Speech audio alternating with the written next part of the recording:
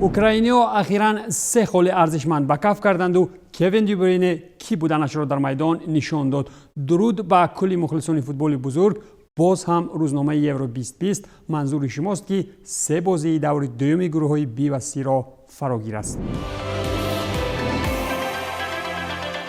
پیش از آغاز سخن در خصوص بازی‌های نامبر شده باید گفت که پس از 18مین بازی دایر شده در یورو در عموم 42 گل زده شده و در هدف چیرو ایموبیل، کریستیانو رونالدو، پاتریک شیک و دومفریس همچنین یارمچوک نیز با 2 گل خویش در هدف بهترین نشانزنان 16مین یورو قرار گرفته. در کل سبقت‌های قهروی باشد نشاندادهای آماری چنین طورند: سال 2004 میلان باروش از منتخب چخیا با 5 گل، دیوید ویلیا اسپانی با 4 گل در یورو 2008، فرناندو تورس با 3 گل در یورو 2012 و آنتوان گریزمان با 6 گل در یورو 2016 چون نشانزنان بهترین سبقت‌های یورو شناخته می‌شوند.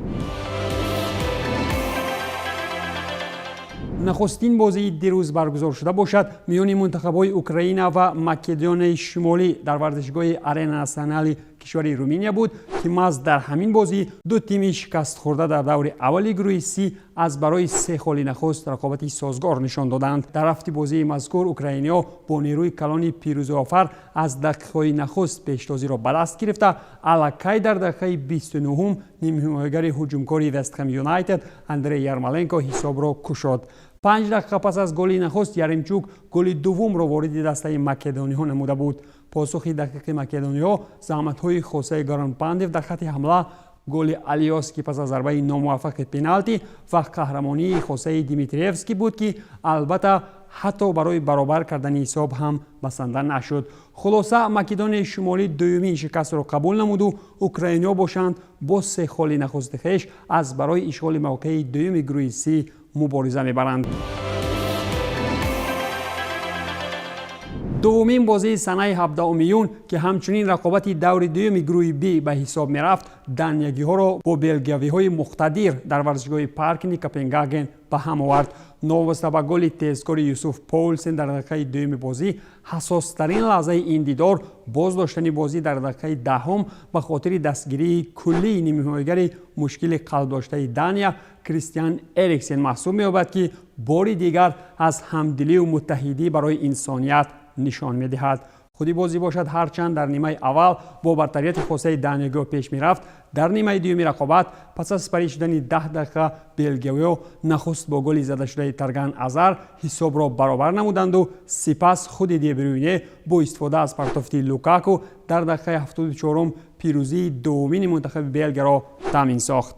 دسته رابرتو مارتینز همین طریق پس از ایتالیایی‌ها دومین نماینده مرحله حذفی مسابقات گردیده دانیاگی‌ها وابسته به رقابت سازگار بر مقابل بلگیاوی‌ها در آخرین بازی از روس‌ها علاوه چشم را خواهند گرفت. دومین بازی دور دوم در گروه C باشد بین منتخب‌های نیدرلندها و استریا صورت گرفت که اینجا نیز دسته فاوریت استقبال از پیروزی نمود. خودی رقابتی دایر شده در یوهان کرویف آرنا را گل از پنالتی زده شده منفیس دپای در دقیقه 11 بازی و خرسندی بیکنار مخلصان نارنجی پوش آرا داده گل دوم دومفریس دوباره به نارنجی پوشان پیروزی ارزشمند تامین نمود. نیدرلند با همین چون اشتراکچی سوم مرحله پلی آف پس از ایتالیا و بلگیا آمادگی‌ها را دیگر نموده استراگی‌ها را تحت رهبری دیوید آلبا شرط و ضرور است که در مقابل اوکراینی‌ها بر عوض دسترسی به راحت دور بعدی جان و تن در میدان سپارند. 3 بازی دایر گردیده در ردیف قدرتمندی نیدرلند و بلگیا نشان داد که شevchenko واقعا هم دسته تنومند ساخته است و بهوده از برای دلیکت یک زمان میان ابردست‌ها جنگ نبود. این روزنامه یورو 2020 بود و با شما بودم ایمانبک شادبک زاد. خیر.